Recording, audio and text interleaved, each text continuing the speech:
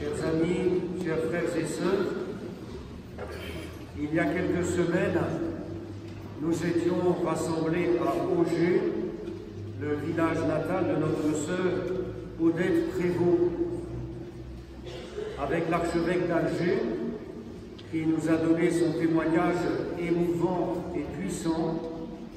Nous avons remercié le Seigneur pour les 19 martyrs d'Algérie, béatifiés le 8 décembre 2018 à Oran.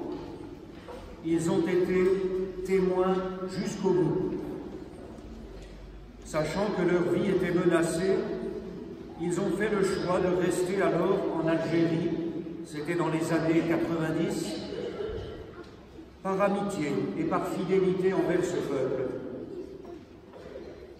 Cette célébration et toutes les rencontres de cette journée exceptionnelle nous ont fait du bien, au cœur d'une tourmente médiatique et d'une crise de confiance venant blesser l'Église que nous aimons pourtant comme notre mère.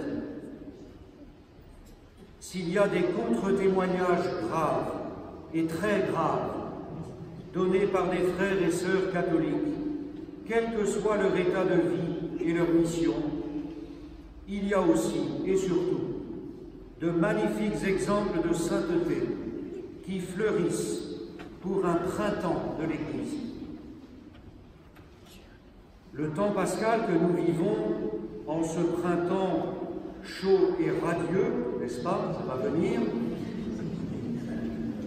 nous rappelle que la renaissance vient de Dieu par la mort et la résurrection de Jésus le Christ et par le don de l'Esprit Saint. Comme nous le dit l'apôtre Paul, nous sommes dans la détresse, mais sans être angoissés. Nous sommes déconcertés, mais non désemparés. Nous sommes pourchassés, mais non pas abandonnés. Terrassés, mais non pas anéantis. Toujours, nous portons dans notre corps la mort de Jésus, afin que la vie de Jésus, elle aussi, soit manifestée dans notre corps.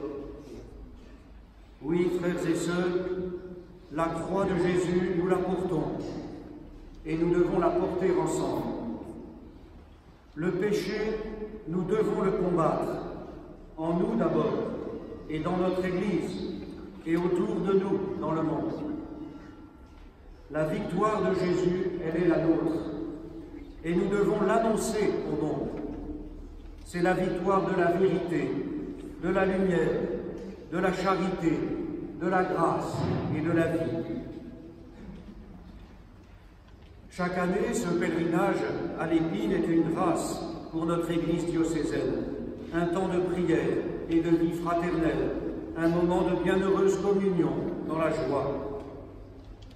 C'est pour nous tous l'occasion, comme nous l'avons fait lors du couronnement avant le repas, l'occasion de choisir à nouveau Marie, notre mère, comme modèle pour suivre le Christ, Jésus, dans l'annonce de l'Évangile, dans la sanctification personnelle et communautaire et dans l'engagement résolu au service des plus fragiles.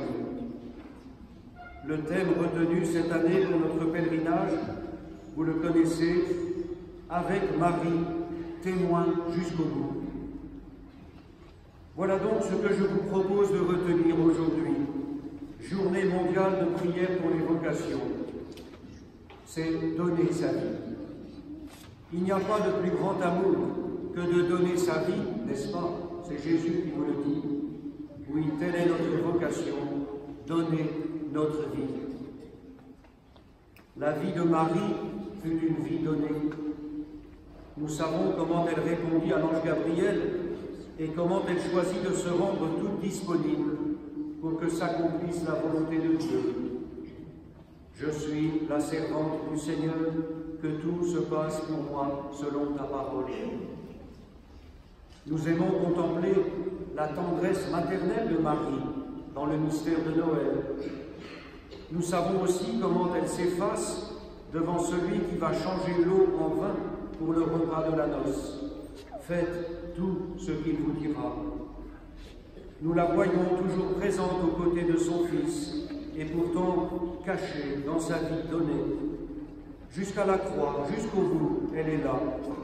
Nous saisissons sur le visage de la Pietà la souffrance de son cœur transpercé, comme par une épée. Et nous croyons qu'elle se tient debout dans la foi au matin de Pâques, et qu'elle accompagne toute l'Église à accueillir le souffle du renouveau de l'Esprit. Marie est toute donnée à l'œuvre de Dieu pour le salut du monde, jusqu'au bout. La vie des bienheureuses sœurs Odette Prévost et Paul-Hélène Saint-Raymond et des 17 autres martyrs d'Algérie fut aussi une vie donnée. Elles l'ont exprimée chacune à leur façon. À Monseigneur Tessier, qui recommandait aux religieuses la plus grande prudence, en 1994, à Alger, sœur Paul-Hélène répondait « Mais mon Père, nos vies sont déjà données. »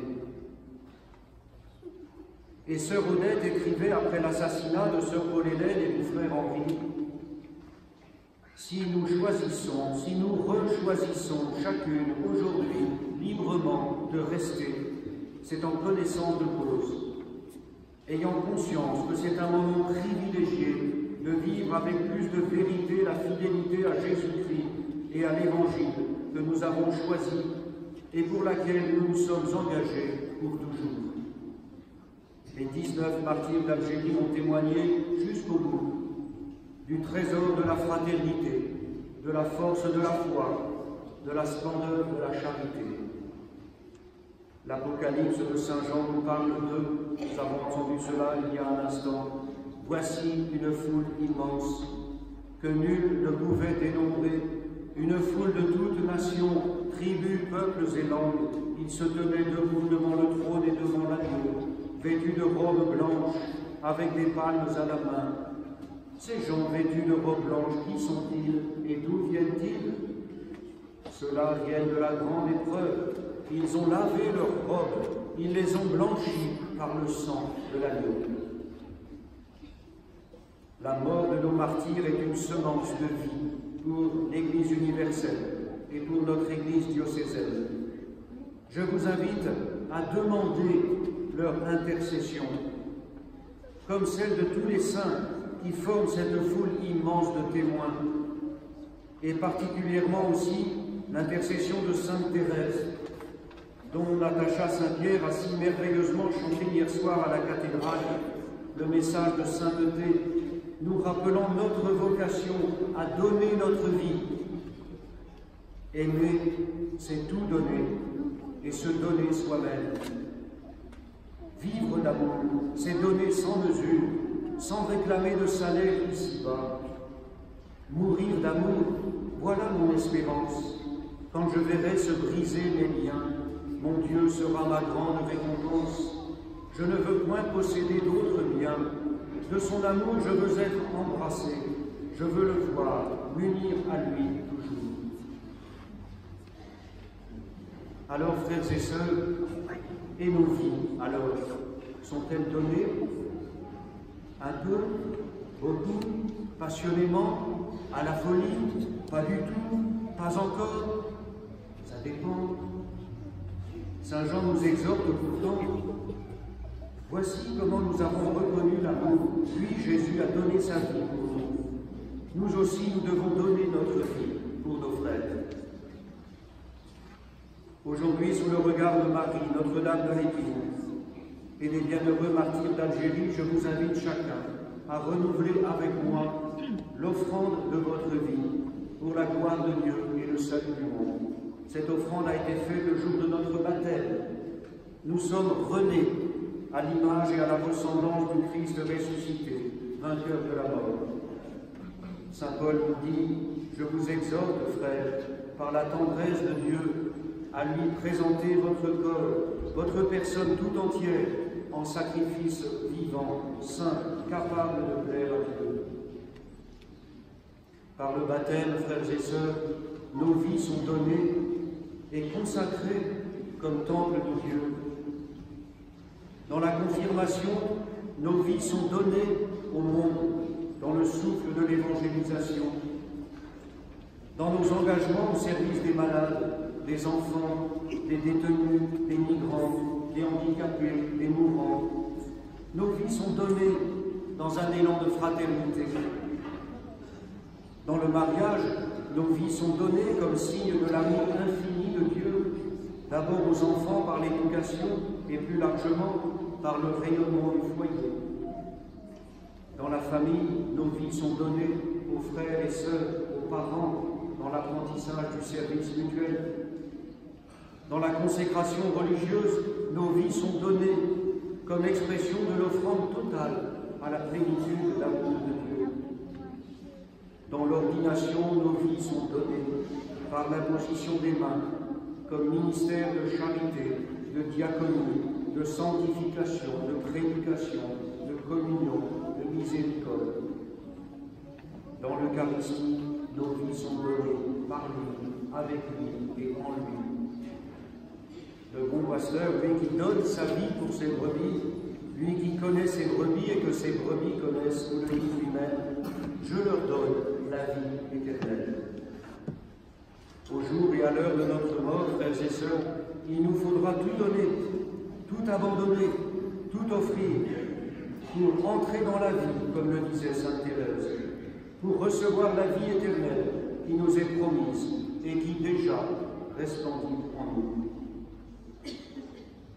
Pour être témoin jusqu'au bout, dans l'amour, pour apprendre à tout donner, à donner notre vie, à nous donner dans la mission que le Seigneur nous confie par son Église, pour participer avec joie et enthousiasme à l'annonce de l'Évangile, pour témoigner à temps et à contre-temps, pour nous engager à défendre la vie donnée par Dieu, pour travailler à protéger la création, notre maison commune, pour être d'authentiques serviteurs de nos frères les plus pauvres, pour offrir notre vie dans l'Eucharistie, pour prier sans cesse, pour pardonner à nos ennemis et prier pour eux, pour tendre l'autre joue, pour donner un verre d'eau, pour aimer notre prochain, pour servir notre Église, pour devenir des disciples missionnaires, pour nous engager dans la conversion pastorale et missionnaire, pour accueillir et accompagner des vocations de prêtres, de diacres, de consacrés et de familles chrétiennes, nous regardons le cœur immaculé de Marie, la toute belle, la toute sainte, la toute pure, Notre-Dame de l'Église. Amen.